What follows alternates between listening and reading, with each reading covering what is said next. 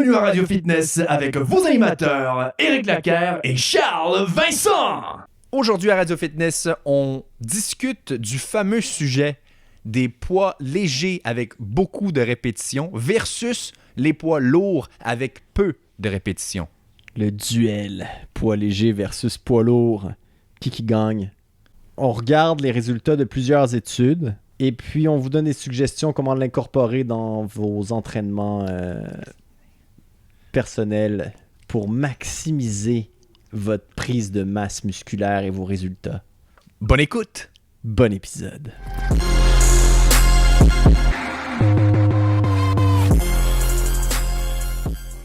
Poids léger versus poids lourd. Éric est poids léger, moi je suis poids lourd. Qui gagne? Go! Poids léger versus poids lourd. Peu de répétitions versus beaucoup de répétitions. C'est un sujet qui revient beaucoup dans le monde du fitness. Et on a décidé aujourd'hui de décortiquer la chose pour vraiment comprendre qu'est-ce qui est mieux, qu'est-ce qui est bon, qu'est-ce qui est pas bon. Et dans notre thématique de Radio Fitness, où on parle souvent de masse musculaire, de qualité. De qualité, Eric. Pas juste de la masse musculaire de qualité. Voilà, de la masse musculaire maigre. Quel est le meilleur? Est-ce que c'est mieux de s'entraîner avec des petites charges avec beaucoup de répétitions? Ou est-ce que c'est mieux de s'entraîner avec des charges plus lourdes avec moins de répétitions? C'est ça la question. Et c'est ça qu'on va tenter d'expliquer, de démystifier, de comprendre et de vous partager pour que vous puissiez être plus éclairé, plus aiguillé sur le sujet. J'aime ça aiguiller. C'est bien. Donc, écoutez, je crois qu'on a un épisode de taille aujourd'hui. Un épisode profond, un épisode de tu sais, parce qu'on... basé dans la science. Oh, ouais, c'est vraiment basé sur des choses vraiment scientifiques, tu sais, disons. disons-le. Ouais, on est avec une approche plus scientos. C'est... Dans des épisodes passés, on a mentionné des études et j'ai reçu comme commentaire que ça serait bien qu'on détaille un petit peu plus sur ces études-là. Donc, aujourd'hui, on a décidé de vraiment... d'écouter le public, Eric. D'écouter ce qu'on nous demande, puis de donner des études avec des noms, qui les a faites, en quelle année. Voilà. Tu sais, de répondre à la demande Exactement, cliente. ouais. Parce qu'on en fait plus pour vous à Radio Fitness. Et voilà. On pense à vous. Écoute. On pense à vous, les athlètes. Hein? Alors donc, le sujet du jour, les poids légers avec... versus les poids lourds. Qui gagne? Ben, pas juste poids légers, poids lourds. C'est les poids légers... Haute répétition. Les poids légers avec des hautes répétitions versus les poids lourds avec des basses répétitions. Y a-tu vraiment, tu sais, si tu dis beaucoup de répétitions, c'est automatiquement avec des poids légers. Pas beaucoup de répétitions, c'est automatiquement avec des poids lourds. À moins que tu sois un gros paresseux puis tu fasses 5 répétitions avec 5 livres. Ben c'est ça, tu peux décider... C'est possible ça aussi, Eric. Tu peux décider de dire, ben au moins j'étais là. Hein, j'ai écouté l'épisode de Radio Fitness qui dit que c'est mieux de juste faire ce qu'on peut faire que de rien faire. Donc, je suis allé au gym, j'ai pris un 5 livres, je l'ai levé 5 fois, c'est mieux que rien. Merci, bonsoir. Je retourne voir Netflix puis manger des chips. Puis après ça, je suis allé faire du leg extension en parlant au téléphone. Avec la pin tout en haut. Le plus haut possible. Donc, c'est ça. Ça, c'est sûr et certain que ça ne fait pas partie de ce qu'on va discuter aujourd'hui. Mais... Charles, je vais te laisser démarrer avec la première étude sur le sujet. La première étude dont on va parler, elle a été faite en 2012 par Stuart Philip et ses collègues. Attention. Donc, ils ont pris 18 participants. Ils leur ont fait... 18 hommes. 18 participants hommes. Ils leur ont fait faire du leg extension 3 fois par semaine pendant 10 semaines. C'était divisé en 2 groupes. Groupe 1 faisait 30% de leur one rep max pendant 30 à 40 répétitions. Et le groupe numéro 2 faisait 80% de leur one rep max avec 10 à 12 répétitions. Le one rep max, pour les gens qui, à la maison, pourraient se poser la question, mais qu'est-ce qu'un one rep max? Parce que ils sont pas expérimentés dans l'entraînement. Le one rep max, c'est... le poids avec lequel tu peux faire une seule répétition. Voilà. Donc, la répétition maximale, le poids maximal de une répétition. Voilà. Merci. Merci de cette intervention. Donc, les résultats, après 10 semaines, étaient pratiquement identiques, Eric. De façon choquante, même. Ouais, quand même. Quand même, ouais, tout à fait choquant. J'étais tout à fait choqué. Non, mais dans le sens où pas que toi, ça t'a choqué, mais que ça a choqué l'industrie du fitness. Ouais. Parce que pendant des décennies, les gens prônaient le fait que de lever lourd, c'était bien meilleur que de lever des charges plus faibles, mais avec une répétition plus élevée, des répétitions plus élevées. Mhm. Donc, continue. Et puis, quand on dit presque identique, le groupe 2, donc le groupe qui a utilisé des poids plus lourds, avait une différence de 0,4% en prise de masse musculaire, donc ce qui est très, très, très négligeable. Donc, les deux groupes sont arrivés pas mal ex aequo. Et puis là, cette étude-là, Eric, elle a été très critiquée parce que Stuart Phillips, il a pris...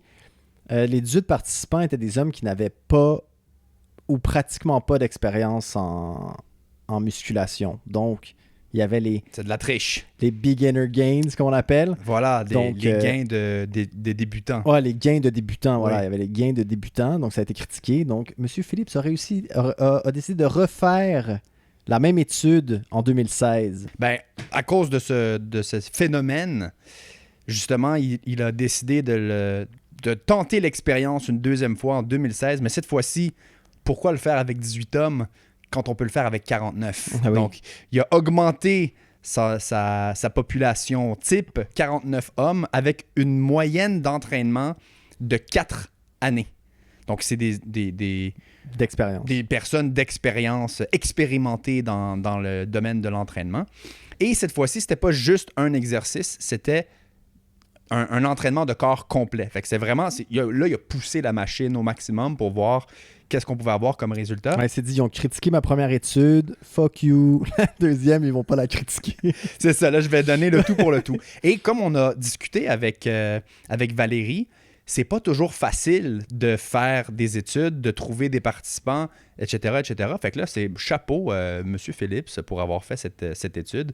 Et donc, finalement, ce qu'il a trouvé, c'est un peu le même résultat en disant que le poids, finalement, ne dicte pas le gain de masse musculaire. Et en fait, les deux méthodes ont comme donné une croissance similaire des fibres musculaires de type 1 et de type 2. Et c'est justement les raisons pour lesquelles, normalement, on dit « Ah, ben, on va entraîner un petit peu en force ou on va entraîner un petit peu plus en endurance pour entraîner les différents types de fibres musculaires. » Mais finalement, ils réalisent que les deux font les deux. Exact. Et après cette étude-là, il y a beaucoup d'autres études qui ont été faites sur le sujet. Et dans le fond, on a été capable de... Ben, on a été capable. On exclut la personne qui parle. Je n'ai eu rien à voir avec ces études. Donc, ils ont été capables de faire une méta-analyse, de prendre toutes ces études-là et de faire une méta-analyse de tout ça pour finalement se rendre compte que les poids légers et les poids lourds donnent une croissance musculaire vraiment similaire lorsque, et ça, c'est le petit bémol, lorsque le volume est ajusté et que les séries atteignent presque l'épuisement musculaire. Et ça, c'est important de le dire parce que, comme tu disais tantôt, prendre un poids plus léger puis juste le faire 3, 4, 5 fois, ça va pas donner les mêmes résultats. non, pas du tout. Okay? Donc, il faut absolument amener l'exercice presque à la fatigue musculaire. Et là, ça amène tout un autre débat, ce résultat-là, parce que c'est bien de savoir que les deux méthodes donnent des résultats similaires, sauf que, entre toi et moi, faire des séries de 30 à 40 répétitions, c'est long, s'il vous plaît. Là. C'est long et tout à fait désagréable. Il y a même, des participants qui ont vomi pendant l'étude. Là. Donc, ça devrait être, moi, personnellement, faire 47 de squat, non merci. 40 répétitions, de squat. Non merci, ça me tente pas.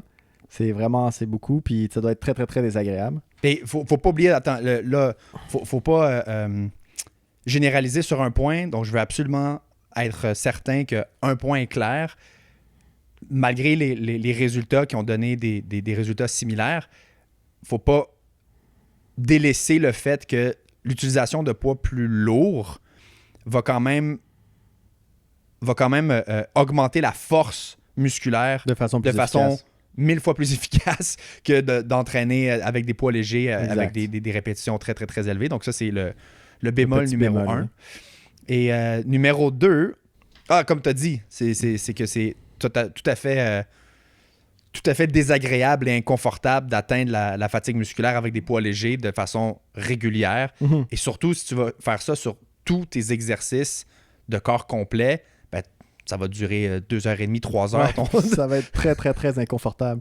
Mais même en général, les hautes répétitions, je suis pas un fan, mais c'est un choix personnel. Tu vois. J'aime mieux faire 5 répétitions que d'en faire 40. Tu sais. Par contre, avec les répétitions plus courtes, avec un poids plus élevé, il faut s'assurer évidemment d'avoir la bonne technique. Fait que ouais, c'est ça. Tu as plus de chances de te blesser, c'est clair. Fait qu'il faut t'assurer d'avoir une forme solide. Puis un truc qu'il faut rajouter aussi, c'est que il n'y a rien qui fonctionne à long terme. Tu peux pas faire du 1 à 5 répétitions pendant toute ta carrière d'entraînement. À un moment donné, ton corps va finir par s'adapter puis tu vas arrêter d'avoir des gains musculaires. C'est super important de mixer les deux. Donc, c'est super important d'avoir et du poids lourd dans certaines phases d'entraînement et du poids plus léger dans d'autres phases d'entraînement. Puis, je sais pas si tu voulais qu'on parle qu'on donne un entraînement, un type d'entraînement qui pourrait être bien pour les gens à la maison. Ben, en fait, ce qui est intéressant de regarder, c'est comment appliquer, dans le fond, les résultats de ces études-là pour finalement optimiser nos résultats dans nos entraînements. C'est ce qu'on veut savoir, finalement. C'est OK, c'est le fun d'avoir fait toutes ces études-là en 2012, en 2016, 18 personnes, 49 personnes, great. Mais qu'est-ce que je fais quoi avec maintenant? ça, là? c'est maintenant, qu'est-ce que je fais? Donc, l'idée, c'est d'utiliser et de bénéficier des deux parce que les deux vont déjà amener des résultats similaires. Mais il y en a un qui va travailler plus sur la tension mécanique. Hein? Lorsqu'on utilise des poids plus lourds, ça utilise vraiment la tension mécanique. Et lorsqu'on utilise des poids plus légers, on utilise plus le stress métabolique. Donc, le corps va fonctionner différemment. Ça va donner des résultats similaires, mais au niveau du système nerveux, ça va fonctionner différemment. Donc, ça va être intéressant d'utiliser les deux dans un même entraînement. Fait que l'idée, dans le fond, pour bénéficier des deux, c'est d'avoir une fondation d'exercices avec des poids lourds, des mouvements à joints multiples ou des mouvements à joints combinés. Combinés. Hein? Des à joints combinés, comme on aime. Donc ça, cette fondation-là, et d'ajouter à ça certains exercices avec des poids plus légers, avec des répétitions plus élevées, les exercices qui sont plus accessoires, disons, ou à joints simples, disons. À joints non combinés. À joints non combinés. Tu sais, dans le fond, les exercices où tu vas ressentir la pompe, comme exact. on dit. Là, tu sais. Donc ça, c'est une bonne combinaison de faire 2 exercices à joints multiples avec des poids extrêmement lourds. Quand je dis extrêmement lourd, c'est 80-90% de ton 1RM ou de ta répétition maximale. Une à 5 répétitions, on va dire. Là. Voilà. Et ensuite, d'avoir 2, 3, peut-être 4 exercices qui vont être plus spécifiques avec un groupe musculaire, qui vont être à joints simples et qui vont être plus élevés dans le nombre de répétitions, mais plus légers dans le poids. Fait qu'en gros, Eric, si j'ai bien compris ce que tu dis, supposons que dans mon programme, j'ai du squat, puis du overhead press, puis d'autres mouvements accessoires. Donc, je rentre dans le gym, je m'échauffe. Absolument. Très important de s'échauffer, n'oubliez pas ça. Certaines personnes pourraient l'oublier, c'est très important. Ensuite, je fais mon squat avec des poids plus lourds pour débuter. Oui. Suivi de mon overhead press avec des poids plus lourds pour débuter. Puis ensuite, je fais mes mouvements accessoires avec plus de répétitions puis des poids plus légers. C'est bien ça. C'est exactement ça, dans le fond. Excellent. Et le fait de monter ton entraînement de cette façon-là, tu vas bénéficier des résultats de ces recherches-là, finalement. Donc, un exemple concret qu'on peut utiliser pour intégrer les résultats de ces recherches-là, ça serait les drop sets ou les... Reverse pyramid. J'essaie de trouver le mot français pour les... Drop set? Drop sets, c'est des Donc, séries... Des séries à paliers descendants. qui est, pour ceux qui ne connaissent pas à la maison, on fait notre série. Une fois qu'on a terminé, immédiatement après, sans pause, on diminue la charge et on continue à faire le plus de répétitions qu'on peut jusqu'à ce qu'on atteigne presque la fatigue musculaire. Ou totalement la fatigue musculaire. Aussi, c'est très, très au besoin. Au besoin. Au Comment vous vous sentez cette journée-là? Voilà. Donc ça, c'est une façon. Deuxième façon, c'est Reverse Pyramid Training ou en français, l'entraînement de pyramide à l'envers. Non. De pyramide à reculons. Pyramide renversée. Pyramide renversée. Voilà. Donc, l'entraînement de pyramide renversée qui est semblable mais différent dans le sens où il n'y a pas de pause. Il y a une pause. Dans le drop set ou la série échappée. Non, on l'a appelé comment? La série à palier descendant. Ouais. Arrête, faut arrêter ça. dans le drop set ou la série à palier descendant, il n'y a pas de pause. Donc, je le fais une fois et tout de suite après, je fais la deuxième série. Versus l'entraînement à pyramide renversée, là, je fais ma première série dans les alentours de 4 à 6 répétitions, disons. Je prends ma pause et ensuite, je fais ma deuxième série en diminuant la charge d'environ 10 à 15%. Et là, je fais 6 à 8 répétitions. Je prends ma pause, je diminue la charge encore une fois entre 10 à 15% de moins.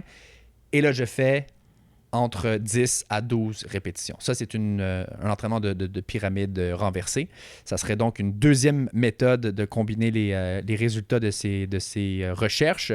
Et la troisième façon de combiner ça, c'est d'utiliser un master set. Donc, une série maître. Une série de maîtres. Une série de maîtres. On peut également utiliser la série de maîtres, le master set, qui est de faire entre 25 à 40 répétitions jusqu'à ce qu'on atteigne finalement la fatigue musculaire ou presque la fatigue musculaire.